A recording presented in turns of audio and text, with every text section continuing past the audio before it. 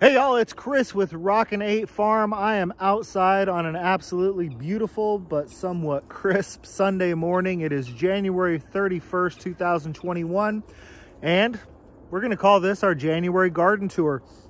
Now, I'm not doing a January garden tour because my garden is so amazing that I just have to show it off. We are able to grow food through our winter if we're careful about it, and I want to show some people what's possible here.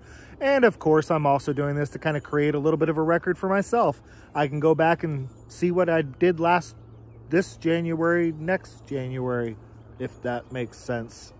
So we got the coffee, we got a crisp morning. Let's see what we got going on in the garden. I guess the big things to talk about in the garden are pretty much onions and garlic. Onions, we just planted very recently. We plant onions in January here in Texas. The garlic got planted last November, but it's really doing well. The elephant garlic is looking absolutely gorgeous. One of the things I want everybody to remember about elephant garlic is it hasn't done it yet, but it likes to go to bloom, and it's such a beautiful bloom that it's so tempting to leave it. Got to cut that bloom off if you want that bulb to get big. So if you watched our video last week about garden prep, you know that I was in the middle of coming through and redoing all of my beds, or not redoing, preparing my beds for spring planting. If you didn't get a chance to see that video, I'm going to go ahead and post it up here in the corner. Go ahead and take a look at what we do to get our beds ready for spring planting. But the big thing we're doing now is coming through and re-mulching all of our pathways with a nice thick layer of mulch. It really helps keep the weeds down in the garden. It looks pretty. It makes it more cushiony to walk around. We really like to heavily use mulch in our gardens.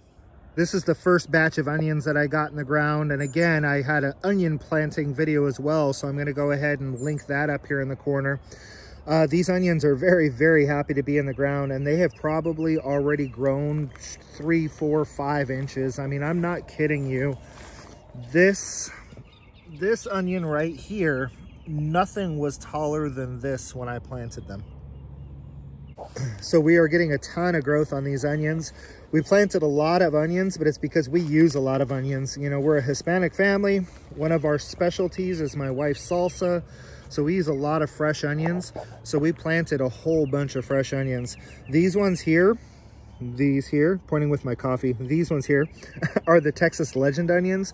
So they're a great big sweet onion, and we're really looking forward to seeing what comes out of them. The bed right next door has the Texas Early White onions. So this is going to be your, you know, slightly spicier, I guess you could say, white onion. It's not a sweet onion. But same thing with these. I got these in a couple of days after I put these in. And these things are just going nuts too. Tons of growth, very happy to be in the ground. Now, one of the things I want to point out about these onion beds is that it's not a dedicated onion bed. The nice part about onions is that here in Central Texas, by let's say late May, early June, these onions are going to be ready to harvest. They're going to be ready to come out of the ground.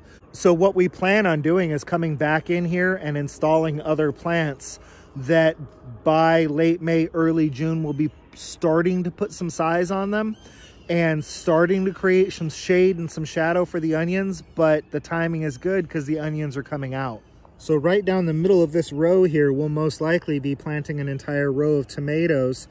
And the tomato variety that I think I'm going to put in this garden is a bush tomato. But like I said, by the time it's starting to bush, these onions, all these onions are going to be coming out anyhow. So that's how you keep your rotational planting going. We have a really bad problem here in the spring months with pill bugs, potato bugs, roly-polies, whatever it is you call them wherever you live. But, you know, I mean, they're awesome bugs. They're decomposers, but I don't want them doing that with my little tiny, you know, baby plants, my seedlings. So we tried creating this little method to see if it helps. Basically, I just had some big chunks of PVC. So what we did is we planted the seed down in the middle of the PVC, and I'm hoping that by the time the plant comes up here, actually I know this for a fact, once the plant gets some size on it, the roly-polies will leave it alone. But I'm really hoping that that keeps the roly-polies away from the little tiny seedlings, which is what they like to eat. They'll come in and they'll just munch on all these plants when they're little teeny tiny, fresh, green-leafed, luscious little seedlings. But once they get some size on them, they leave them alone and they just do the decomposing job. You know, they eat the dead leaves and break all that stuff down. So we just have to protect these little seedlings long enough to get them to have a little bit of size on them, and then they will be fine. I've got some other ideas. I might even come through and like smear some Vaseline. You know, petroleum jelly is cheap. Smear some petroleum jelly around the outside edge. That should hopefully stop them from climbing up into the cups if the cups themselves don't work. We'll see what happens, but we wanted to try something to give our plants a good head start. So everything you see in these little white cups is different varieties of peas. We're just going to try and get as many peas out of the garden as we possibly can. While the peas are still climbing these beautiful arch trellises, we'll be coming through and planting, you know, right around April 1st-ish. We'll be coming through and planting all of our squash varieties and stuff like that. And again, by the time the squash variety starts to get big enough that it wants to be on these trellises and climbing, the peas will be coming out. So always keep that in mind when you're planting your gardens, that rotational planting and just keeping things moving in the garden. This is the music garlic, and it's doing really well. This entire bed is filling up with garlic, so we're really happy with it. And we're definitely looking forward to just making a ton of salsa with this once we get going as well. So these are onions as well. This is garlic as well. I just planted onions and garlic everywhere. Again, both onions and garlic, they're good companion plants. The garlic especially, it helps with a lot of the bugs and stuff. A lot of bugs don't like garlic. So we'll come back through this onion and garlic bed and we'll plant more things in it as well, whether it's tomatillos or some sort of peppers. Actually, I think this is going to be a pepper bed. So we can come through and just plant all of our you know, small peppers, our pepper starts. And by the time the peppers start getting some size on them, both the garlic and the onions will be coming out anyhow. You can see we're a little frosty this morning. I don't want to touch these leaves because I don't want to damage them. But you can see here that we are starting to have a little bit of activity when it comes to our Brussels sprouts. And this is that Cherokee red leaf lettuce that I told you about that just does not care. I mean, even though that's covered in frost, even though right now those leaves are hard, as soon as the sun comes out and it warms up, I can come out here and pull leaves off of that and eat them. Got another bed here that I've also got more garlic in because you can never have too much garlic. You can see that our broccoli is doing really well. We've already harvested a bunch of broccoli. You can see there's one that we harvested. It was a nice big floret. One of the things I love about broccoli, you can see we harvested this floret. I'm trying not to touch these leaves so I don't damage them. But right here, can y'all see that? We've already got a little second run of florets starting to come in. We've been happy with the broccoli. It was the first time we planted broccoli, but next year we plan on planting quite a bit more broccoli.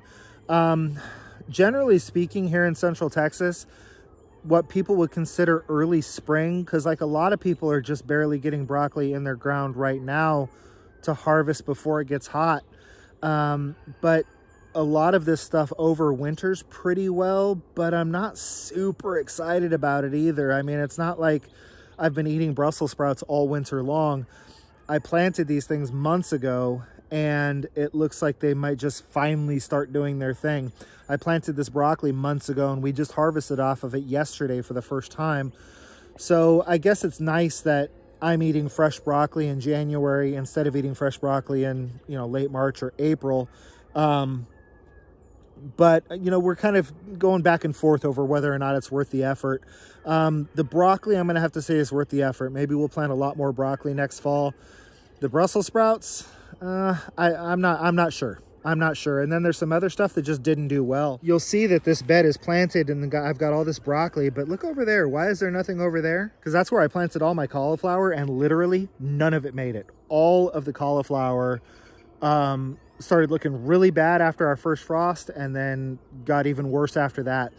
Y'all, I try to grow kind of as minimal work as possible gardens. You know, my wife and I both work full-time jobs.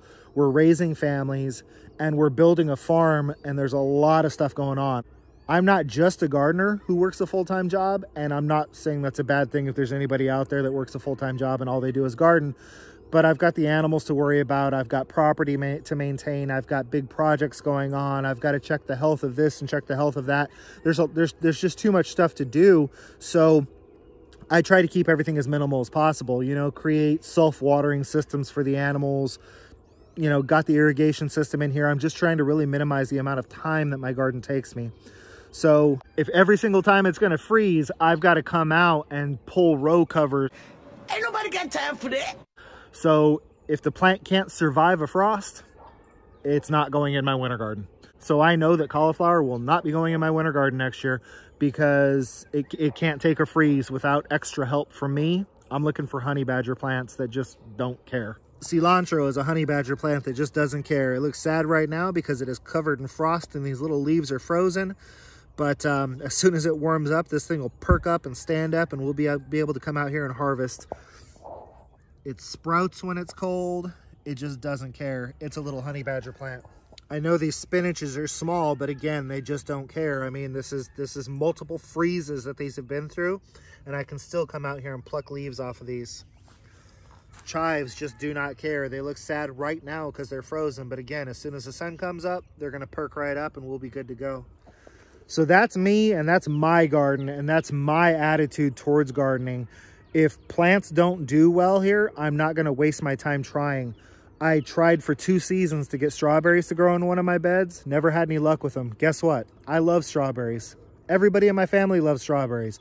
Will I be trying to grow strawberries? No, I'm not gonna waste my time. I don't have the time and effort to baby plants that can't basically just make it on their own. If I can't come out here and just do regular, everyday garden stuff, come out and do a foliar spray, throw down some fertilizer, make sure they stay watered, and if that's not good enough for the plant, it doesn't have a place in my garden. I don't have a whole lot more to show you, but that's January gardening in Central Texas. We could have done a lot more. We could have done a lot better. We will next year. We've got these last several months, you know, let's call it October, November, December, and now January. We've got them documented. I know what I've done good. I know what we did wrong or what we could do better. So, you know, if we do another garden tour next January, I think it's probably going to look a lot different. But all in all, it is January and I am still pulling food out of the garden for my family. I don't think you can ask for a whole lot more than that. So all y'all, get out there, grow some food. Till I see everybody again, this has been Chris with Rockin' 8 Farm. I want you all to be happy and live healthy.